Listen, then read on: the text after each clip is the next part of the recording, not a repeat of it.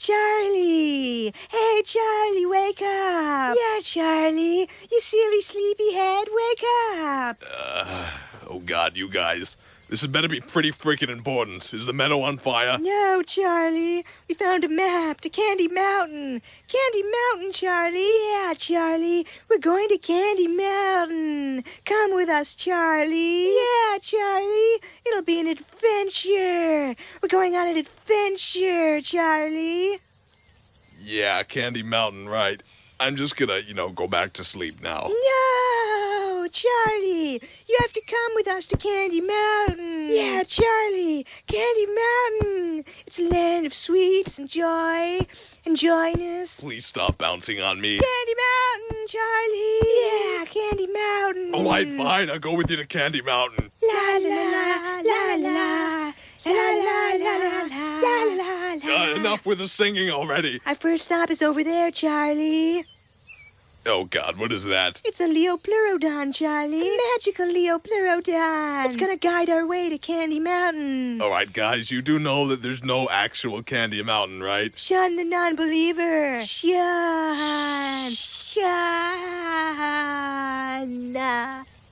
Yeah.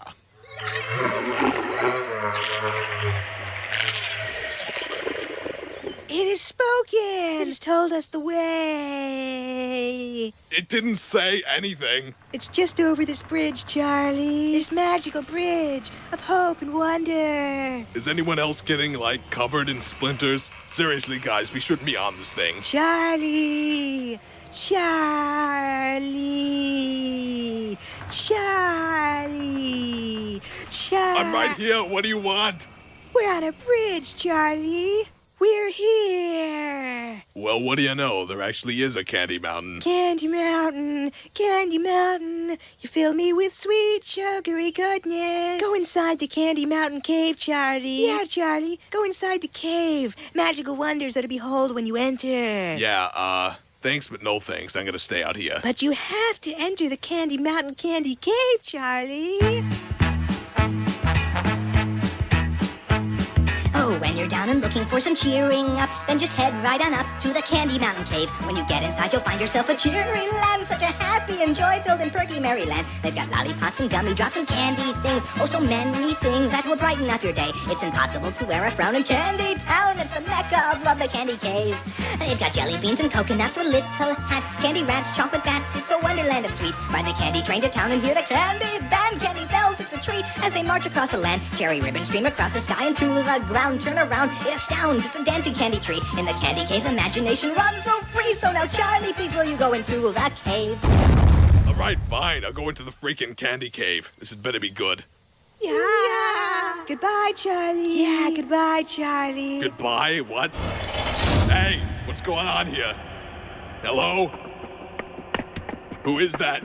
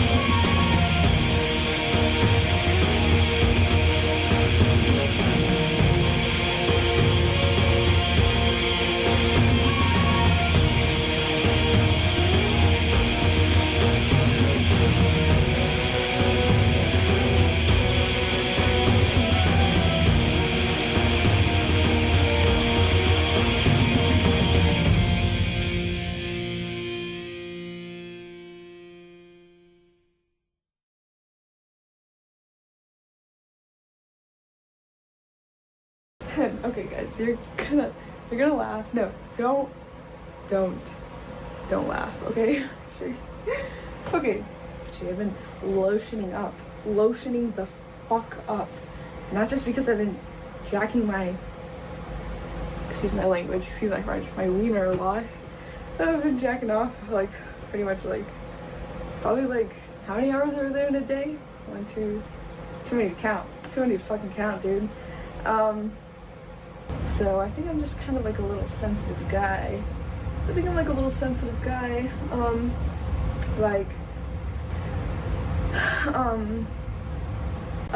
that made me feel like a disgusting pervert. Cause I was like, yeah.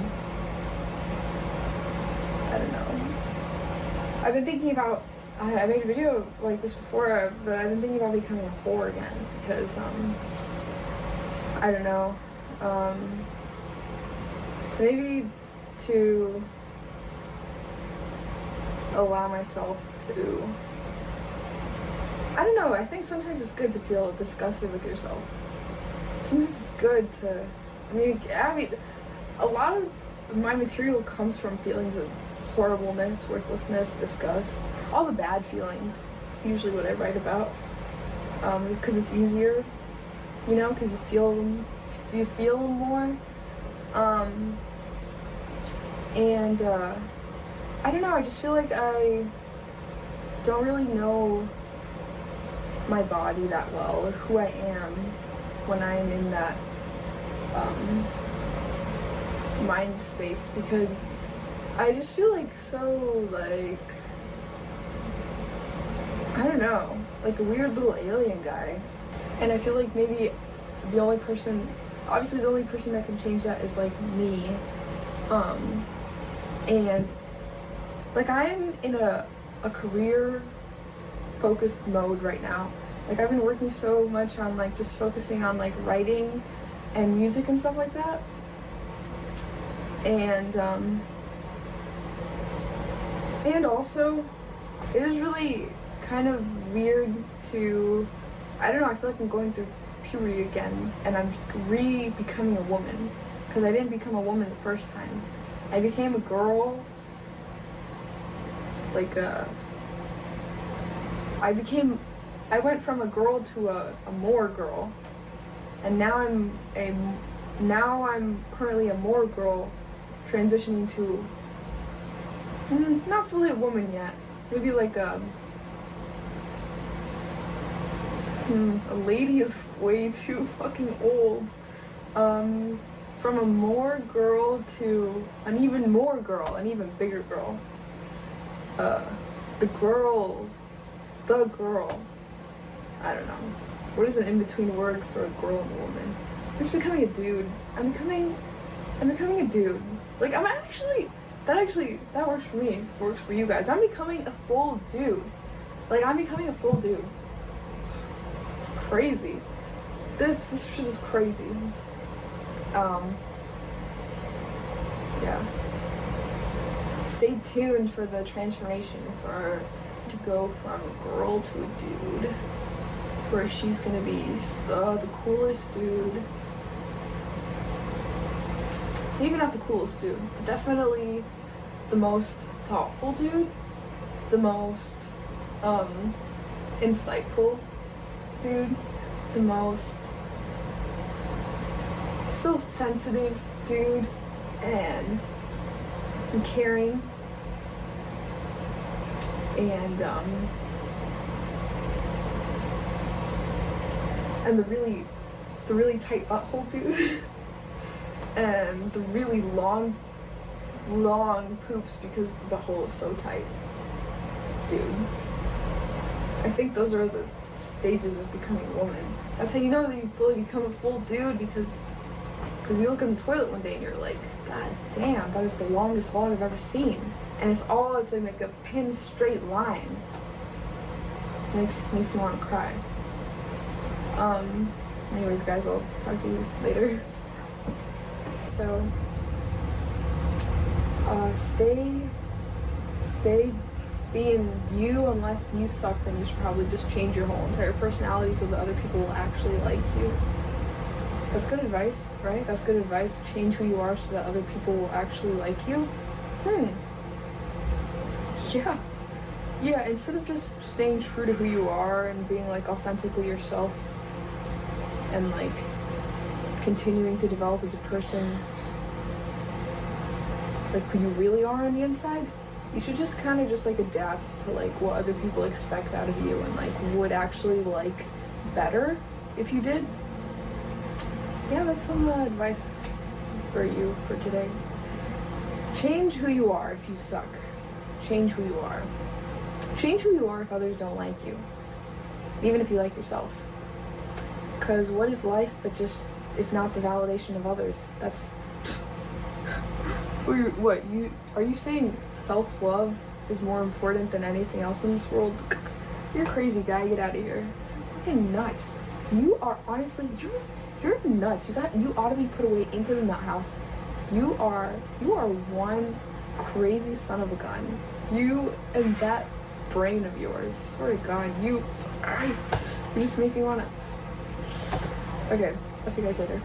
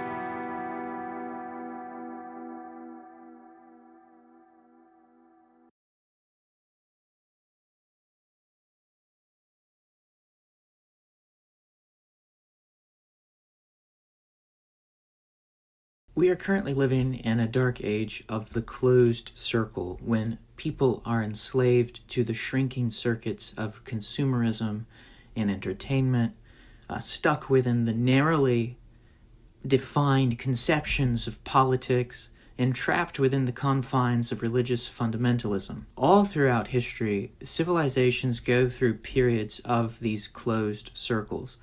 But a renaissance is when the closed circles break open. And I've been writing about the prospect of the next renaissance, a revival of the arts and literature, and I've recently spoken about it on YouTube here on this channel. But if the next renaissance is going to happen, and I think it will, or it can, rather, it's going to require a complete cultural reorientation of our relationship to the world and creativity. So I want to introduce one of the things that it will require of us. And these are moments in history where the circles break open. So it's not just the European or the Italian Renaissance, but other movements, which include the Romantic revival of the 18th century, which did really break open a very materialistic understanding of the world.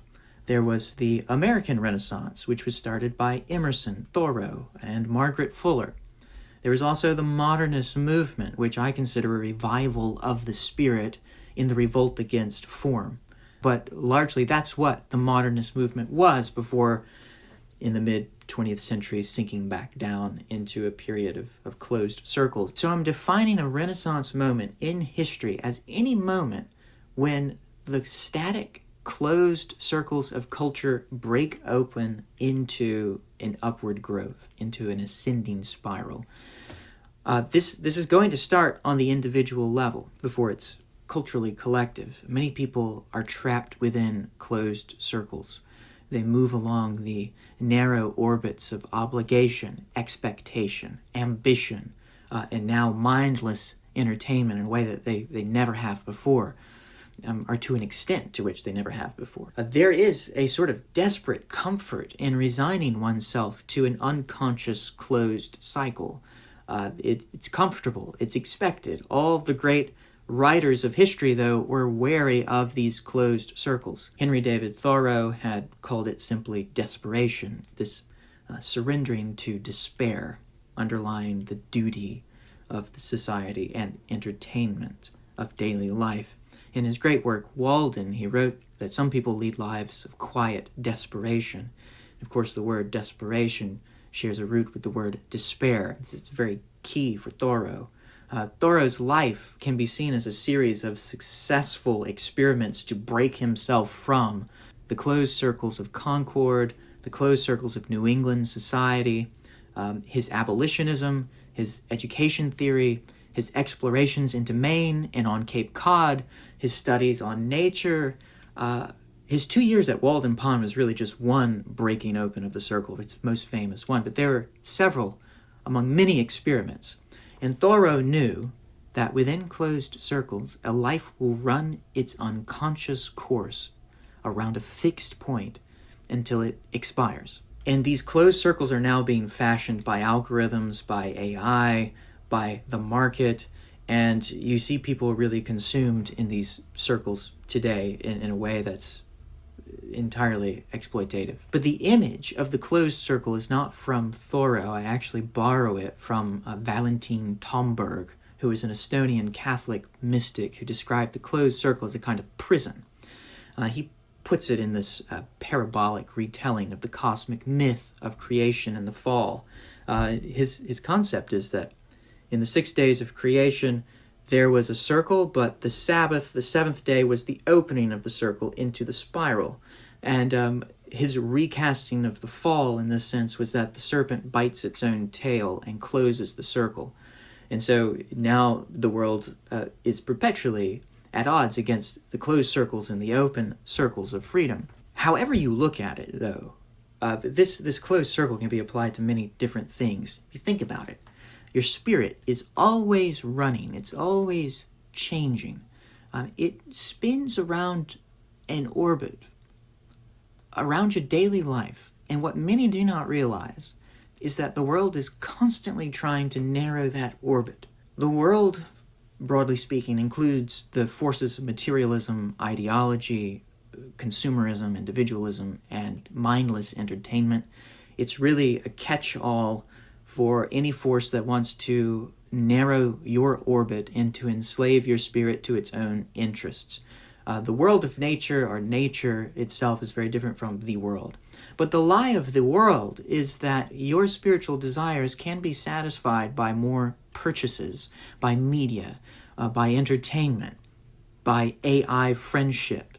It's all very bleak and dystopic where we're headed, and you can see the closed circles just being exploited there as a way of harvesting information and attention. But it's a trapped animal, and there is inside of us a very powerful focal point that intuits the lie of the world, that recognizes the confines of the cage. And every now and then, we can encounter something that widens our radius, that breaks open the circle, that transforms it from a two-dimensional enclosure to a three-dimensional ascending spiral. When we are acted upon something higher, something outside of us, and our spirits are lifted out by another gravitational field, when we become aware of forces greater and more important than the ones that seek to control us. And for a brief moment, we break free from the endless closed circle. This is what some theologians call a conversion, or what it's called in religion as a conversion. And sometimes we break free of the circle forever. In moments like these, we become ourselves, or we draw nearer to ourselves. Our transformation begins to widen according to our own spirits. It's the swinging open of a prison door. It's the moment when a seedling breaks free from the shell of an acorn that begins to grow according to its true self, moving ever closer to the oak tree that it will one day become, and in a way already contains within. So this is what I mean by the spiral. Because what is a renaissance other than a moment when a culture's two-dimensional circle violently breaks open into a three-dimensional ascending spiral, when the enslaving forces of the world are overpowered by a vitality that is creative and spiritual and has this gravitational field that's greater than those of the world. Each of those moments will require openness and receptivity. We must be willing to have our closed circles broken, and that means putting ourselves into moments of beauty, into the paths of beauty, to have art and literature before our eyes and our consciousness daily, and to resist the mindless consumerism of entertainment and of purchasing things online. But you have to have a mind that will leave the door open for the heavenly visitors, who will often be very inconvenient to entertain. I mean, consider how inconvenient it is to keep an open door. Heaven will not honor the clock, much less your schedule, so you must be willing to entertain angels at all times. But heaven will call, oftentimes at the most convenient times, and you have to be ready to entertain the guest.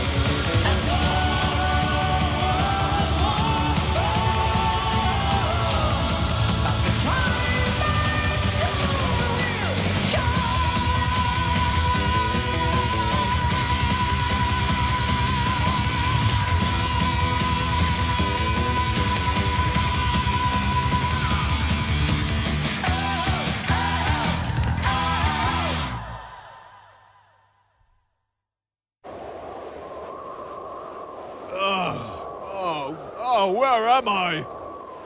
Hey, what happened to my heart? Oh, come on, really? What did that accomplish? Why would... Oh, look, it's my kidney. Lungfish, blackfish, alligator, icefish, hammerhead, and a kind of flathead.